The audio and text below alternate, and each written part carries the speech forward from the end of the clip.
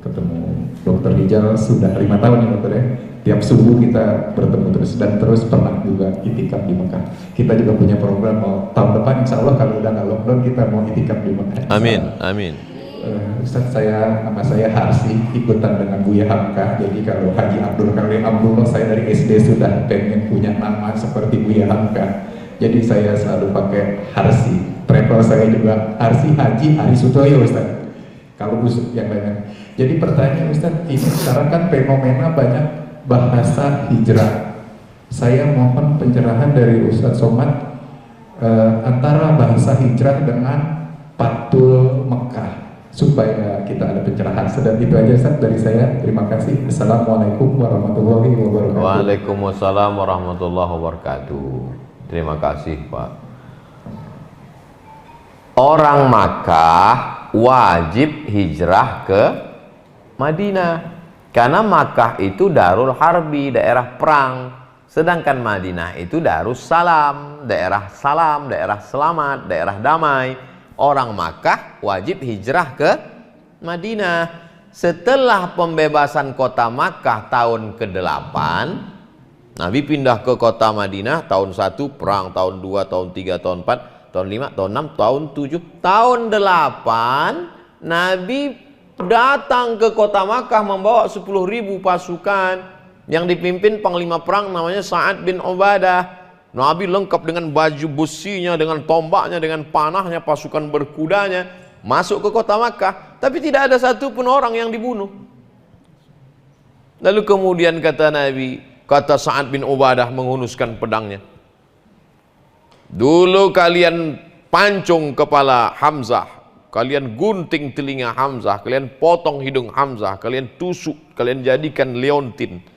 Hari ini aku juga, hadza yaumul malhamah, ini hari balas dendam, kata Sa'ad. Nabi manggil Sa'ad, Sa'ad, tahan, kenes dulu Sa'ad. Datanglah Sa'ad. Ada apa ya Rasulullah? Kata Rasul, hadza yaumul marhamah, ini hari kasih sayang. Tidak ada satupun penduduk Makkah yang dipotong telinga. Maka kata Nabi waktu itu, la hijrata ba'dal fath. Setelah kota Makkah ditaklukkan, dibebaskan tahun 8, tidak ada lagi hijrah. Lalu yang sekarang artis hijrah, komunitas hijrah, itu bukan hijrah dari Makkah ke Madinah, tapi yang dimaksud al-muhajir, man hajara manahallahu anhu, meninggalkan yang dilarang Allah. Dia hijrah. Alhamdulillah Pak Ustadz, saya sudah hijrah. Hijrah dari mana? Hijrah dari Bondowoso ke Jakarta. Itu hijrah tempat. Alhamdulillah Pak Ustadz, saya sekarang sudah hijrah. Hijrah mana? Dari bank konvensional ke bank syariah. Itu berarti masih di Jakarta, tapi hijrahnya dari yang dilarang. Itu mas. Jadi kalau ada komunitas hijrah, komunitas sahabat hijrah, bikers hijrah, yang dimaksudnya adalah hijrah meninggalkan yang dilarang Allah. Dulu saya Pak Ustadz bonceng-bonceng pacar saya. Sekarang saya bonceng pacar teman saya. Itu sama, belum hijrah. Wallahu a'lam bishawab.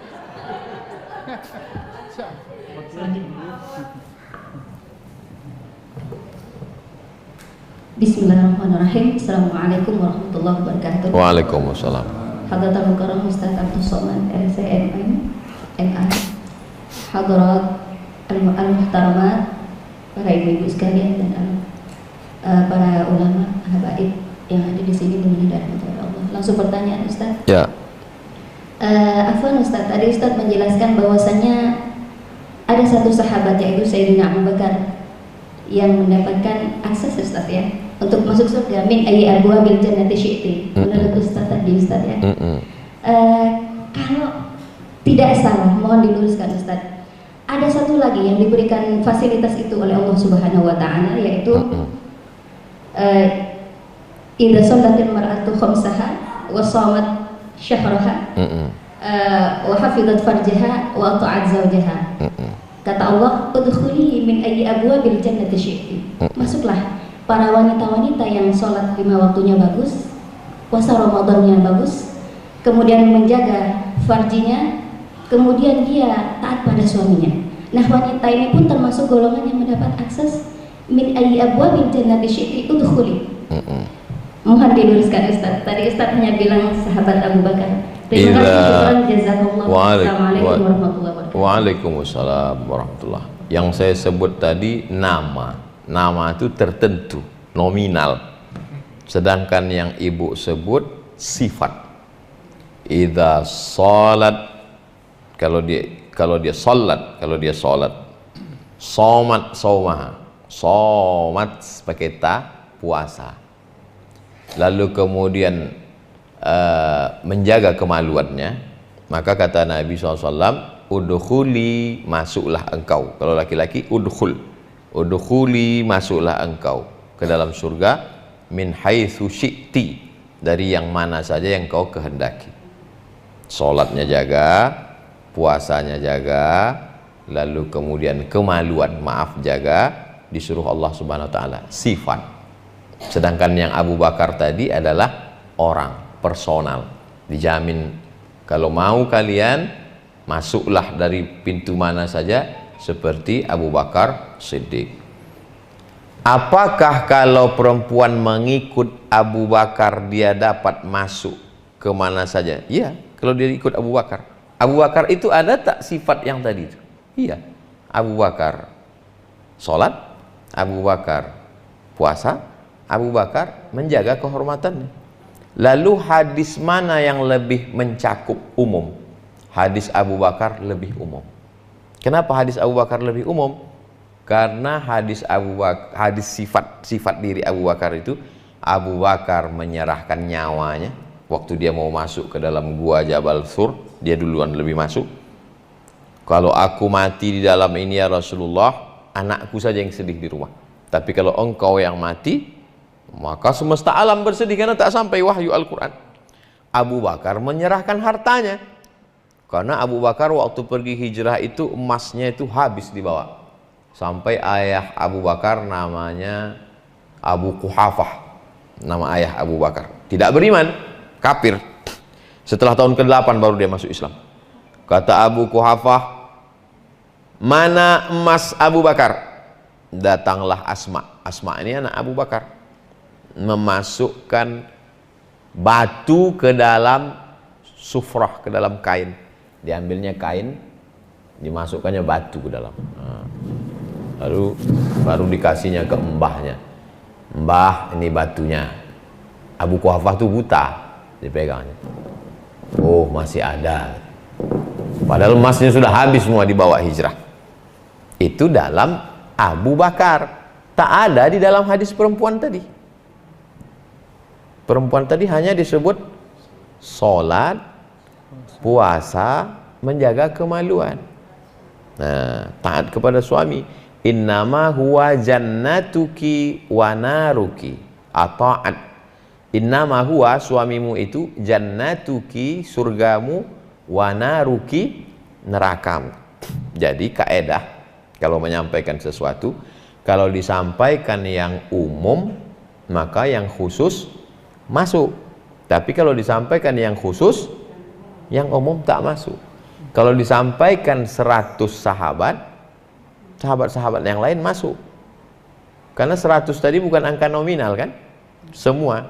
Semua perempuan, saya paham. Kalau saya sebut Abu Bakar, seolah-olah kami yang perempuan nih. Perempuan nih bagaimana Pak Ustadz? Kalau disebut laki-laki, perempuan sudah masuk. Tapi kalau disebut perempuan, laki-laki belum tentu masuk. Contohnya, ya ayyuhalladzina amanu kutiba alaikum. Kum itu laki-laki apa perempuan? Laki-laki. Karena kalau perempuan, alaikunna. Nanti perempuan kalau dia berpatokan bahasa Arab, dia nggak mau puasa. Ibu kok nggak puasa? Oh, ayatnya untuk laki-laki kok. Makanya ada ustadz yang ceramah, assalamualaikum wa alaikunna, gitu ya. Ada ustadz gitu kan? Nah, padahal sebetulnya kalau sudah disebutkan laki-laki, perempuan pasti masuk. Tapi kalau disebutkan perempuan, laki-laki belum tentu masuk. Kata kaedah bahasa Arab. Ibu menyampaikan itu untuk mengingatkan saya, karena penjelasan saya tak menyebutkan perempuan secara eksplisit. Nah, itulah gunanya tawasau bil haq wa tawasau. Akan datang kalau saya menyampaikan, saya sebutkan ini laki-laki, yang perempuan ini juga. Wallahu a'lam. Jazakumullah khairan. Barakallah.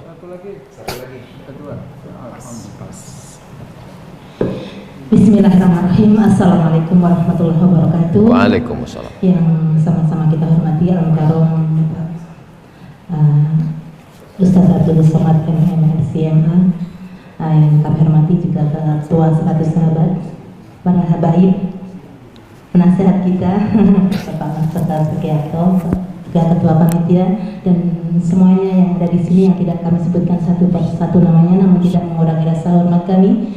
Yang ingin saya tanyakan Ustaz mengenai virus corona, karena di sini banyak mujahidah yang tentu punya pemikiran lain.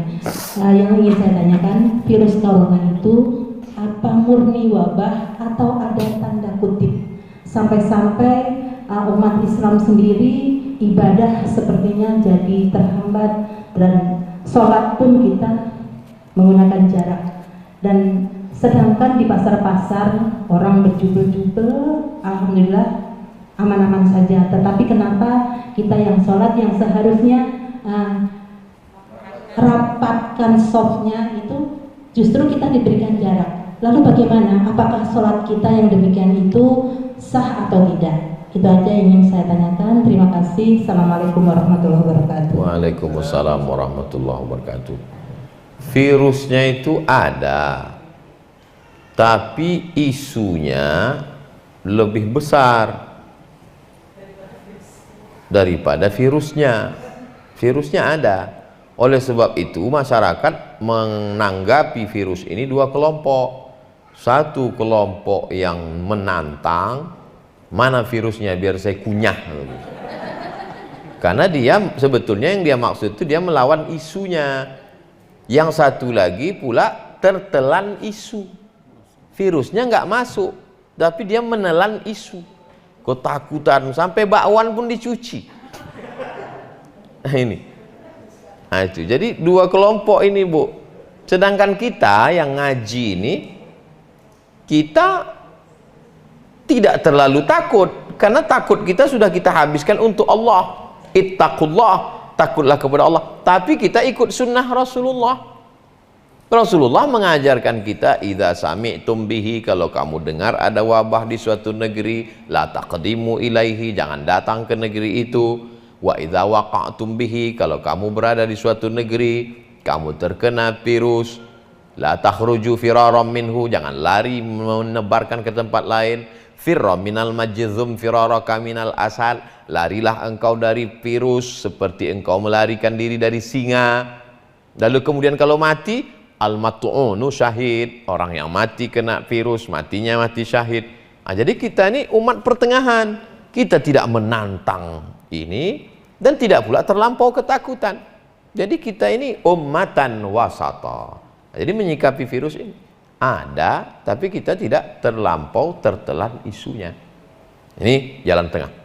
Yang kedua, tentang masalah soft berjarak, Masjid Al-Azhar Kairo Mesir sengaja membuat sholat Qiyamul Lail Ramadan kemarin berjarak untuk menjelaskan kepada umat, bukan sekedar fatwa ulama. Ini loh contohnya, yang ragu-ragu sholat berjarak ini nggak sah, disiarkan live dari Masjid Al-Azhar dengan para masyaikh ulama-ulama besar, Masjidil Haram juga, Masjid Nabawi, supaya umat jangan ragu. Kalau kita di masjid begitu ketat, sesungguhnya itu bukan benci pada jamaah, tapi sayang. Kenapa? Kalau orang kenanya di pasar, nanti orang mengatakan salah pasar. Tapi kalau kena di masjid, salah masjid, salah ustadz, salah khotib, salah imam, salah masjid, salah Allah. Jadi sesungguhnya saya ketua masjid, maka saya buat baliho besar, masuk ke masjid, protokol kesehatan, di depan sediakan cuci tangan, hand sanitizer, berjarak. Kena juga, ajal sudah sampai. Nah, ini jalan tengah ibu. Nah, itu saya tetap pakai ini, tidak miring ke kanan, tidak miring ke kiri. Hindari eka dan eki, ekstrim kanan dan ekstrim kiri. Telanlah es krim, jangan ekstrim. Hah? Wallahu a'lam. Oke, terima kasih. Mohon izin kepada seluruh yang hadir di sini. Saya tidak bisa menolak ada bisikan dari abahku. Saya minta izin Pak Panitia, saya mau tanya satu. Boleh ya? Izin 1 menit. Nah, ini Pak Ustaz Somad, mohon izin. Kalau abah yang minta, seperti Ustaz tadi, saya harus di belakang. Pak Somad, silakan. Kalau Profesor yang kami muliakan, hadis yang sangat sahih yang disampaikan Nabi kita Nabi besar Muhammad SAW. Allahumma sholli ala Man ahya sunnati faqad ahabani wa man kana ma'dahil jannah. Artinya, barang siapa melaksanakan sunnahku berarti dia mencintaiku. Barang siapa mencintaiku akan di surga bersamaku. Sunnah Nabi salah satunya adalah menjauhi berjenggot. Walau semua berjenggot, tapi masih ada umat Islam sama Muslim. Makin goblok, makin panjang, makin goblok. Aliran apa yang pakai jenggot ini? Bahkan jenggot teroris dari mana kamu? Biar kau masuk. Mohon penjelasan kamu. Terima kasih. Man ahya sunnati, siapa yang menghidupkan sunnahku, faqad ahabbani, berarti dia cinta kepadaku. Wa man ahabbani, siapa yang cinta kepadaku, kana ma'i fil jannah, maka dia akan bersamaku di surga. Oleh sebab itu dari ujung rambut sampai ke ujung kaki itu adalah sunnah. Sunnah itu artinya bahasa kitanya kebiasaan. Kalau sunnah itu bahasa Inggrisnya tradition, tradition, tradisi Nabi. Nabi itu menutup kepalanya dengan 3. Pertama, rambutnya. Rambut Nabi itu tebal, tertutup. Setelah tutup pakai rambutnya, qolan suah, kain yang ada di dalam peci. Setelah itu imamah, sorban. Jadi kalau ngejek orang pakai sorban, berarti mengejek sunnah, mengejek sunnah Nabi. Lalu kemudian jenggot. Jenggot itu sebagian mazhab mewajibkannya, wajib. Lawan dari wajib haram.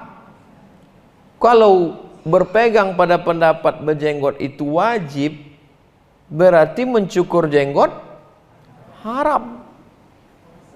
Orang yang melakukan perbuatan haram secara terus-menerus berarti fasik. Orang fasik nggak boleh jadi saksi nikah. Sampai seketat itu. Tapi saya nggak pakai pendapat yang itu, karena saya nggak berjenggot. Saya hanya pakai yang pakai di bawah itu, bahwa berjenggot itu sunat. Sunat di bawah wajib. Kalau mencukur berarti makruh, tidak sampai haram. Tapi saya tak berani mengejek. Maka di mana-mana saya sampaikan di buku 37 masalah populer, dalil-dalil berjenggot bahwa itu sunnah. Kalau Habib sampai pakai cincinnya pun, Nabi pakai cincin kan dikelingking. Tengok cincin Habib kelingking. Ha. Tulisannya Muhammad Rasulullah. Ustaz kok tahu? Saya lihat tadi. Habib Umar bin Hafiz pakai tongkat, Nabi pakai tongkat. Saya di rumah ada 10 tongkat dikasih jamaah. Artinya nanti kalau orang udah 40 tahun siap tongkat supaya ingat mati tongkat. Kemudian Nabi itu pakai jubahnya, di dalam nih jubah. Setelah jubah di dalam, di luar pakai lagi burdah. Nah, Habib pakai dulu jubah. Tengok Habib Umar bin Hafiz, Habib pakai 2 lapis dulu. Itu sunnah. Jadi kalau kita nggak suka, kalau kita nggak sanggup, bilang aja nggak sanggup. Jangan kita mengejek sunnah. Jadi sunnah itu banyak, dari mulai sorban, jenggot, kemudian pakai celak, kemudian itu sunnah semua. Itu yang sunnah bersifat fisik. Ada yang sunnah bersifat itu amal, sholat sunat, puasa sunat, itu sunat. Ini kadang orang disebut sunat, coba sebutkan sunat dalam satu kata, poligami. Jadi sunnah itu banyak. Man ahya sunnati faqad ahabbani. Saya pulang dari Maroko, duduk di airport, mau nunggu cap paspor. Di depan saya duduk anak muda yang sedang mengamalkan sunnah anak pang. Antingnya 13. Sini. Lama saya melihat. Itu pasti sakit sekali waktu menusuk, melobang. Kenapa dia tidak merasakan sakit itu? Karena dia cinta. Cinta, suka dia. Banyak orang menghabiskan beli sepeda sampai 60 juta itu sakit nggak? Sakit. Tapi karena cinta nggak sakit. Pergi umroh 30 juta nggak berangkat. Nah, jadi orang kalau cinta itu jadi ringan. Sebetulnya apa yang disampaikan Pak Jenderal, beliau sudah mengamalkan, dia tidak ingin orang mengejek sunnah nanti dibenci Nabi. Gimana kita ketemu sama Nabi nanti di akhirat? Kamu ngejek aku dulu ya. Nauzubillah. Mudah-mudahan kita yang sampai orang yang malu ketemu dengan Nabi Muhammad SAW. Terima kasih, jazakumullah. Barakallah. Ini karena ini bukan komunitas 100 sahabat saja. Saya menghormati tamu-tamu saya. Mungkin ini fansnya Ustaz Somad waktu di Zoom, Mbak Ayu Soraya, ada teman-temannya, ada Mbak Dewi. Silahkan kalau ada yang bertanya, sehingga ini bukan 100 sahabat saja yang menguasai di semua ini. Silahkan. Terima kasih Kanza. Terima kasih banyak. Saya sudah cukup agak lama mulai Ramadan ya. Saya belum menyatakan, tapi saya ikut dalam kegiatan dari 100 sahabat ini. Assalamualaikum Pak Ustaz. Waalaikumsalam. Waktu di virtual saya juga bertanya sama Ustaz. Ya. Saya ngefans sekali sama Ustaz. Wow. Saya mau bertanya, mungkin masih mewakili ibu ya Bu ya. Jadi begini pertanyaannya, jika suami istri misalkan suaminya itu meninggal duluan Ustaz, lalu apakah kalau nanti di surga kita bisa ketemu lagi? Saya pernah dengar juga kalau istrinya itu menikah lagi, dia tidak bertemu dengan suaminya yang pertama gitu Ustaz. Karena tadi Ustaz bilang nanti di surga kita ketemu dengan keluarga kita, anak cucu kita. Apakah misalkan suami meninggal duluan, istrinya menikah lagi, atau bisa ketemu dengan suami yang pertama? Atau kalau memang tidak bertemu, sebaiknya nggak nikah lagi Ustaz? Terima kasih. Maaf Ibu, pertanyaannya agak ini ya. Kalau seorang suami istri, jika Ibu tadi menggunakan kata jika suaminya meninggal duluan, sebetulnya fakta survei sekarang bukan jika, memang laki-laki lebih banyak mati duluan. Ada profesor dokter Suhaimi namanya, kata dia perempuan itu lebih kuat secara gen daripada laki-laki, termasuk angka kematian. Makanya di dunia ini lebih banyak laki-laki apa perempuan? Perempuan. Oleh sebab itu perempuan lebih bertahan. Makanya banyak perempuan yang sampai tua sekali. Laki-laki asal batuk sikit mati. Nah, jadi kalau pertanyaan Ibu tadi sudah dibahas Imam Abu Hamid Al-Ghazali dalam kitab Ihya Ulumuddin dalam bab akhlak. Imam Abu Hamid Al-Ghazali meninggalnya 1111. Mudah ingat tahun meninggalnya. 1111. Sekarang sudah 2020. Berarti pertanyaan Ibu sudah dijawab 1000 tahun yang lalu. Di situ dikatakan Imam Al-Ghazali, kalau ada seorang meninggal, suaminya meninggal, habis itu dia nikah lagi, nanti dia di akhirat dengan suami yang mana? Kata Imam Al-Ghazali, dengan suami yang paling baik akhlaknya.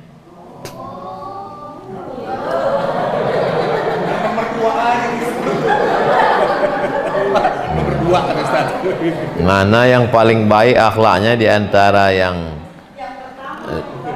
damai, itulah dia nanti di akhirat.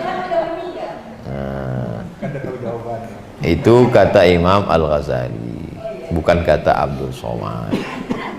Wallahu a'lam bishawab. Begitu Ibu. Ya, terima kasih Ustaz. Terima kasih Pak Rizal kesempatannya. Terima kasih Ibu-ibu dan Bapak-bapak semuanya. Assalamualaikum warahmatullahi wabarakatuh. Waalaikumsalam. Satu lagi. Terakhir. Ustaz, ini waktunya. Terakhir ya. Dari Pangkal Pinang terakhir. Dari luar kota naik pesawat. Pangkal Pinang. Naik pesawat. Pangkal Pinang. Bangka Belitung. Bangka Belitung, siap. Assalamualaikum warahmatullahi wabarakatuh. Waalaikumsalam. Terima kasih kesempatannya buat Mas Rijal, sahabat setia saya Pak. Saya kebetulan kantornya ada di Bangka Pangkal Pinang. Kemarin Mas Rijal ketika WhatsApp saya posisi di Pangkal Pinang.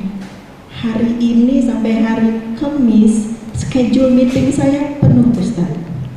Begitu Mas Rijal WhatsApp tentang ceramah Ustadz Abdul Somad, jam 11 malam saya langsung ke rumah sakit untuk rapid. Masya Allah. Barakallah. Agar paginya saya bisa terbang, karena dengan kondisi COVID ini penerbangan hanya sekali di pagi hari di Pangkal Pinang. Saya memang ngefan dengan Ustaz. Setiap menjelang tidur, kalau saya sudah mendengarkan Al-Quran melalui YouTube, saya ingin tersenyum, saya cari YouTube-nya Ustadz Abdul Somad. Ceramah apa saja, jadi tidur saya indah Ustadz. Live dia. Ustadz sering ceramah di tempatnya almarhum Ustadz Arifin Ilham. Terkadang saya dengan mama almarhum dekat sekali. Hanya kadang nggak datang di sana karena saya tahu kalau di rumahnya Ustadz Arifin Ilham jamaahnya banyak sekali. Kenapa saya bela-belain terbang di sini? Saya yakin pasti khusus di sini. Spesial ya Ustadz, izin. Ini pertanyaannya masih mewakili para ibu-ibu, mungkin sedikit tentang bapak-bapak juga. Begini Ustadz, sebelumnya minta maaf, pada umumnya laki-laki itu selalu menunjukkan egoisnya, dia merasa sebagai imam, dia merasa sebagai kepala keluarga. Pertanyaan saya, bagaimana bila ada suami yang dari menikah tidak pernah memberikan nafkah dan dia pun sering pergi dari rumah, tetapi dia selalu meminta uang kepada istrinya. Bila tidak diberikan, maka dia selalu mengatakan bahwa kamu berdosa. Saya ini imammu, kamu harus ikuti apa yang saya mau. Itu bagaimana Ustaz? Terima kasih. Hubungan antara laki-laki dan perempuan itu bukan hubungan antara tuan dengan hamba sahaya. Hubungan tuan dengan hamba sahaya adalah hubungan statusnya tamlik, kepemilikan. kamu adalah budak saya, itu hamba saya. Sedangkan hubungan laki-laki dengan perempuan adalah akad, yang diikat oleh akad. Dalam akad itu ada hak dan kewajiban. Maka ibu punya 5 hak terhadap laki-laki, maka bapak punya 5 kewajiban yang menjadi hak ibu. Pertama, makan. Kedua, pakaian. Ketiga, tempat tinggal. Keempat, pendidikan. Kelima, perhatian. Makan, pakai, tempat tinggal, pendidikan, perhatian. Mestinya dari mulai ngajar ibu baca Quran, ngajar sholat sunat, ngajar ngaji semua. Tapi kalau dia tidak mampu, dia serahkan ke guru mengaji, dia izinkan untuk pengajian. Yang 3 ini disebut dengan nafkah, nafkah bahasa Arabnya, makan, pakai, tempat tinggal. Pendidikan dengan perhatian, non nafkah materi zahir. Ketika dia tidak memberikan kewajiban itu, maka perempuan ini punya wali 6 orang. Walinya itu ayah, kakek, abang ayah, abang kandung ibu, adik laki-laki, abang ayah, adik ayah. 6 orang wali inilah yang mengingatkan si laki-laki tadi tentang kewajiban dia. Ya, jadi yang saya pahami dari ibu tadi, bahwa si laki-laki itu 2 kesalahan dia. Pertama, dia tidak memberikan hak perempuan. Yang kedua, dia mengeksploitasi agama supaya orang patuh kepada dia. Jadi yang menyelesaikan itu siapa? Wali. 6 orang wali tadi memanggil dia untuk meluruskan pemahaman dia. Makanya idza ja'akum man tardawna dinahu, kalau laki-laki itu baik agamanya, wa khuluquhu, baik akhlaknya. Yang dimaksud agamanya itu tadi, ngerti dia apa kewajiban hak dia, sehingga kalau dia sanggup dia lakukan. Kalau dia tidak sanggup dia ngaku. Kalau dia ngerti agama, dia akan ngaku, aku belum punya kerja tetap, aku kena PHK, aku tidak mampu. Maka ibu perempuan yang punya kerja, wanita karir, boleh memberi zakat ke suaminya. Buka kitab Al-Fiqhul Islami wa Adillatuh. Laki-laki tidak boleh memberi zakat ke istri, karena istri wajib diberi nafkah. Tapi perempuan boleh memberi zakatnya. Karena abang kena PHK, masuk dalam fakir miskin, nah ini ku kasih zakat. Sampai segitunya. Jadi maksud saya, dia 2 kali salah. Pertama, dia jahil, tak mengerti agama. Yang kedua, dia eksploitasi tentang ketaatan, kepatuhan itu. Aku adalah surgamu, surat-surat mobil semua, surat tanah kau semua kasih ke aku. Nah, itu kan 2 kali dia salah. Yang meluruskan itu bukan ibu. Ibu-ibu yang sudah ngaji tidak serta-merta lalu menceramahi bapak-bapak. Ibu lapor ke wali. Walilah nanti yang memanggil, memberikan pemahaman pada dia. Panggil Habib, panggil Ustadz, dikasih 2 kali tak bisa, diruqyah. Mungkin dia diganggu jin. Nah, mudah-mudahan semuanya diberikan Allah pemahaman agama yang baik. Wallahu a'lam bishawab. Begitu Bu, saya bicara hukumnya. Wallahu a'lam. Alhamdulillah, sampai di ujung acara telah selesai sesi tanya jawab. Insya Allah akan selanjutnya doa penutup, insya Allah akan terpimpin oleh Habib Al-Jufri. Dipersilakan. Fadhal Habib, barakallahu fiik. Bismillahirrahmanirrahim. قال النبي صلى الله عليه وسلم أفضل ما قلت أنا والنبيين من قبلي لا إله إلا الله لا إله إلا الله لا إله إلا الله لا إله إلا الله لا إله إلا الله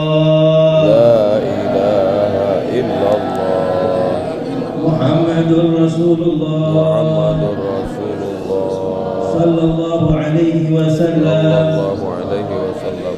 Kalimatul haq